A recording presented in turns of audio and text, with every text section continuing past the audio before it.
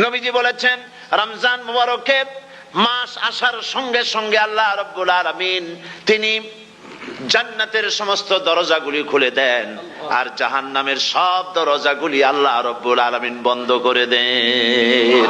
সুবহানাল্লাহ। আর শয়তানকে শৃঙ্খল দিয়ে বেঁধে ফেলা হয়, শিকল দিয়ে শয়তানরা বাঁধা হয়ে যায়।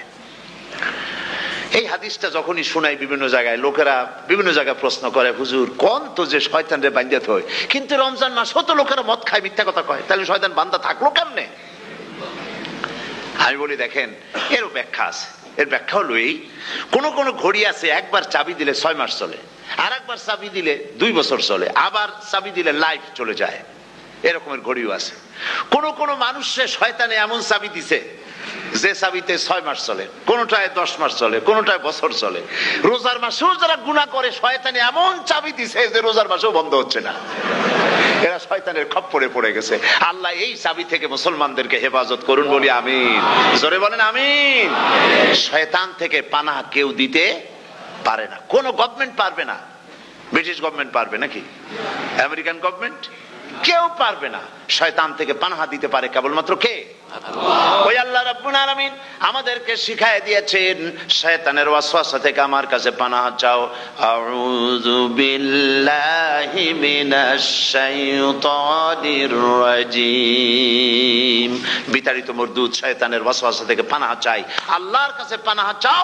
আল্লাহ পাক বলেন আমি পানাহ দিতে পারি শয়তানের ওয়াসওয়াসা থেকে।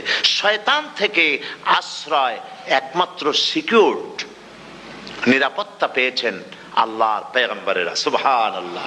আম্বিয়া আলাইহিমুস সালাম তারা আল্লাহ কর্তৃক নিয়ন্ত্রিত, শয়তানের ক্ষমতা নাই পয়গম্বরদের কাছে যাওয়া। চতুর সীমানার ভেতরে শয়তান প্রবেশ করে কোন নবীকে ওয়াসওয়াসা দিতে পারবে না, বলি সুবহানাল্লাহ।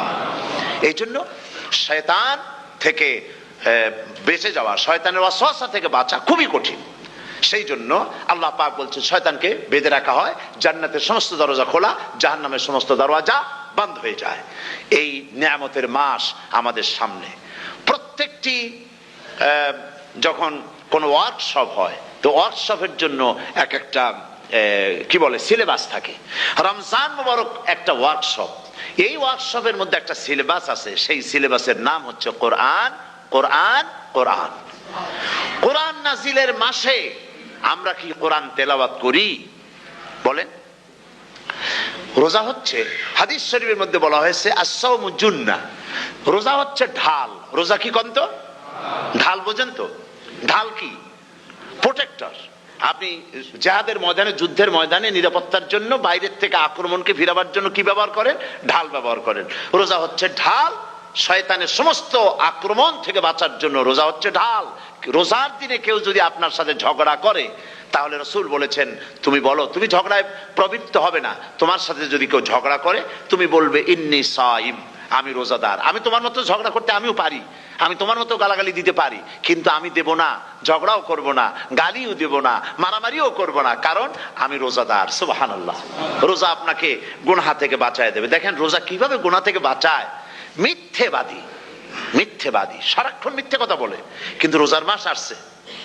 এখন মিথ্যাবাদী যারা, তাদের ঘনিষ্ঠ লোকদের কাছে শুনেছি যে তারা বলে, যদি কোনো লোক দিনের বেলা আইসা যায় আর এমন কথা, যে কথা বলতে গেলে মিথ্যা বলা ছাড়া উপায় নাই তার জন্য, সে তখন বলে ভাই তুমি তো অসময় আসছো, এখন আমি খুব ব্যস্ত, আই এম ভেরি বিজি, তুমি রাত্রে আসো।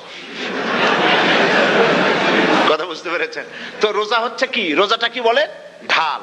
কোন মেয়ে লোকের দিকে চোখ পড়লো, আহা আমি তো রোজাদার, চোখকে সাথে সাথে নিচে নামায় ফেললো। গানের আওয়াজ আসলো, আমি তো রোজাদার, সে গানটা শুনলো না। কাজী সমস্ত গুনাহ থেকে বাঁচার জন্য রোজা একটা বিরাট হাতিয়ার। সুবহানাল্লাহ।